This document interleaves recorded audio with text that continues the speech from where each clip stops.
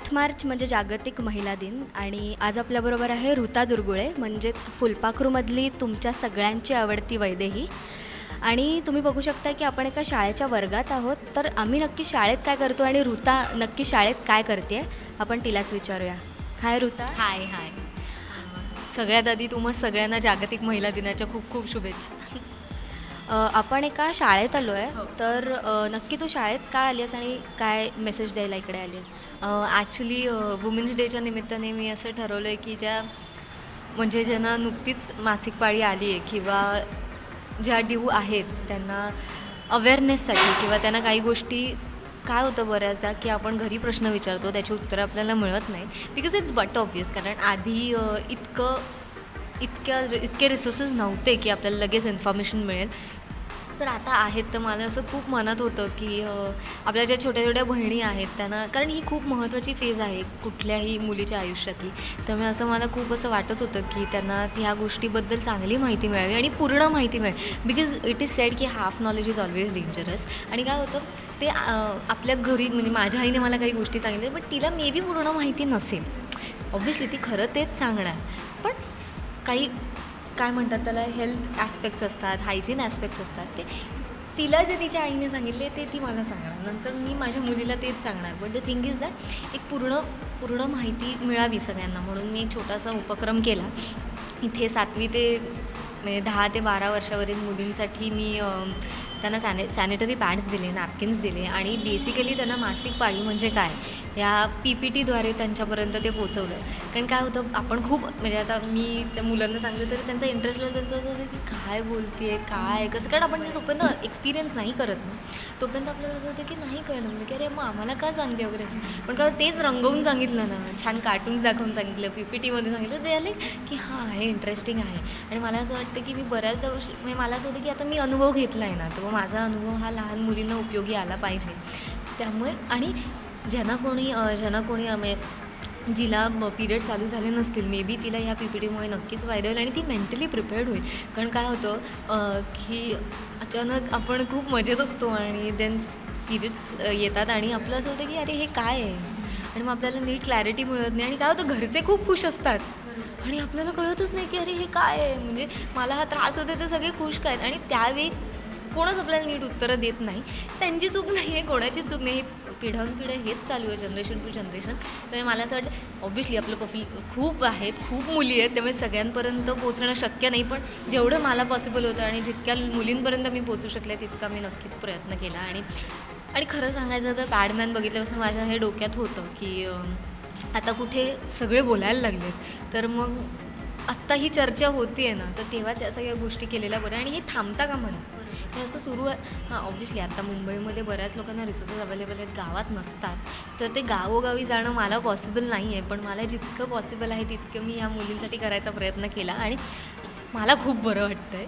कारण मला असं वाटतं की त्या 30-40 मुलींपैकी 10 मुलींनी जरी माझं ऐकलं ना किंवा त्यांना त्याचा उपयोग झाला तर I be more than happy.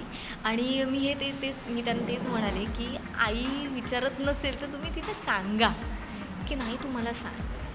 कारण शेवटी आई मुलीला सांगणार, थोडं पुश करावं लागतं मे बी. आणि हे आपण बोलून सांगू म्हणजे असा नाही विचार करू शकतो की अच्छा ठीक आहे आई मला सांगत नाही, मी माझं शोधेन.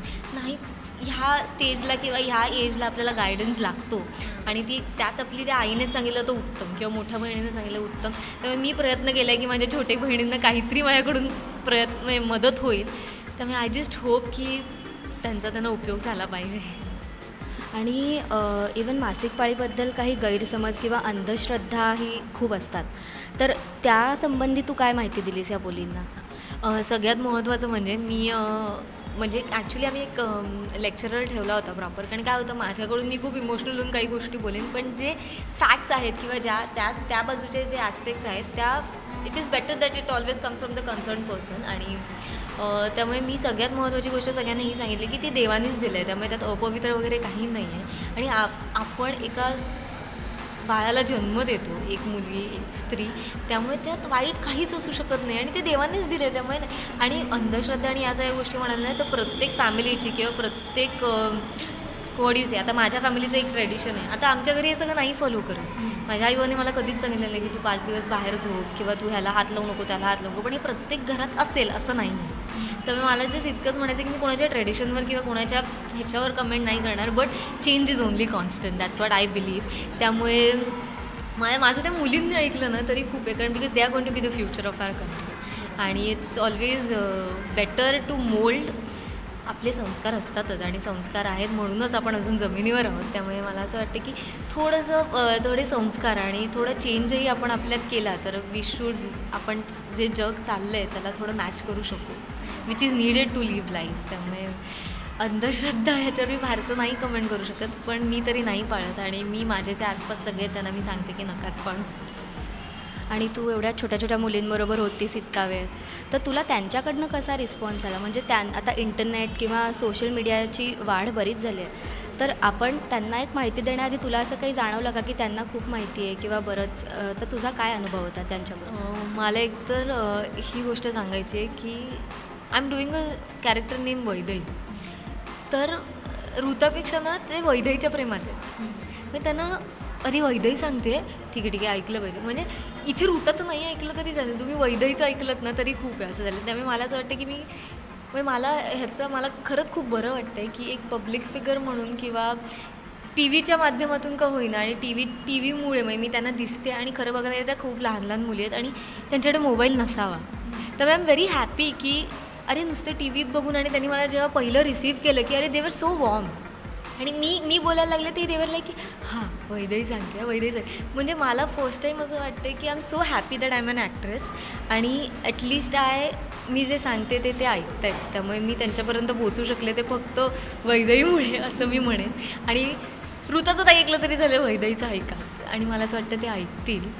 ऑब्व्हियसली बऱ्याच मुलींना माहिती होती, कारण ॲज वी से की आपण टी व्ही बघतो आणि हल्ली विस्परचे का होईना किंवा सगळे पॅड्सचे ॲड्स बीड्स खूप ओपनली दाखवतात, आणि विच इज सो गुड. त्यामुळे त्यांना थोडं अवेअरनेस होताच. मला असं वाटतं जसा त्या लेक्चररनी एक प्रश्न विचारला की जे आपल्या मासिक पाळीमध्ये जे रक्त जातं ते दूषित असतं का, तर सगळे दूषित म्हणाले. So that is wrong. ते प्युअर असतं. त्यामुळे मला असं वाटतं की ज्या छोट्या छोट्या गोष्टी आहेत त्या मे बी त्यांना कळल्या असतील आणि त्या लक्षात ठेवतील असं वाटतंय मला. तुलासुद्धा महिला दिनाच्या हार्दिक शुभेच्छा. नमस्कार, मी ऋता दुर्गुळे आणि तुम्हा सगळ्यांना माझ्याकडून जागतिक महिला दिनाच्या खूप खूप शुभेच्छा. Happy women's day.